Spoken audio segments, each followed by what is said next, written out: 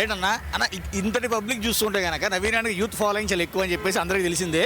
So already MIM party నుంచి ఒకసారి పోటీ చేసి అన్న గెలవలేదు, ఇండిపెండెంట్ కూడా ఒకసారి పోటీ చేశారు. సో ఇప్పుడు కాంగ్రెస్ పోతుంది. యాక్చువల్గా నవీన్ అన్నకి నాకు 20 సంవత్సరాల నుండి ఫ్రెండ్షిప్ ఉంది. ఒక అన్నగా కొడుకుగా నన్ను చూసుకుంటారు వాళ్ళ ఇంట్లో.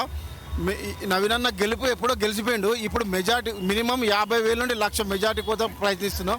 అందుకే ఆ నవీన్ అన్న మీద ఉన్న అభిమానంతో ఈ యొక్క ప్రజలు వచ్చిర్రు. నవీన్ అన్న ఏ పదవులు లేకముందే ఎన్నో పనులు చేసిండు. ఇప్పుడు నవీన్ అన్న గెలిస్తే ఈ జూబ్లీ హిల్స్ బాగు కాపాడుతాడని చెప్పేసి కోరుకుంటున్నాం అన్న.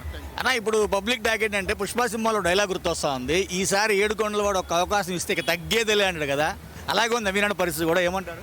అది 100%.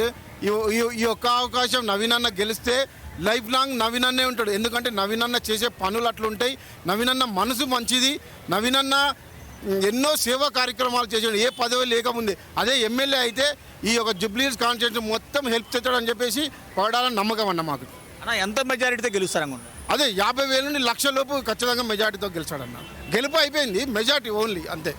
అంటే ఆల్రెడీ గెలుస్తాడు అని కన్ఫర్మ్ అయిపోయారు కాబట్టి ఇంకా సంబరాలు రెడీ అవుతున్నారు అంతేనా? సంబరాలు రెడీ చేసుకోవడమే అన్న, అంతేగా. చాలా మంది ఏమన్నా ఇది ఓన్లీ ట్రైలర్ మాత్రమే, పిక్చర్ అవి బాకీ అంటున్నారు. చాలా బాకీ 2.0 చూస్తారు నవీన్ అన్నది ఇప్పుడు నెక్స్ట్.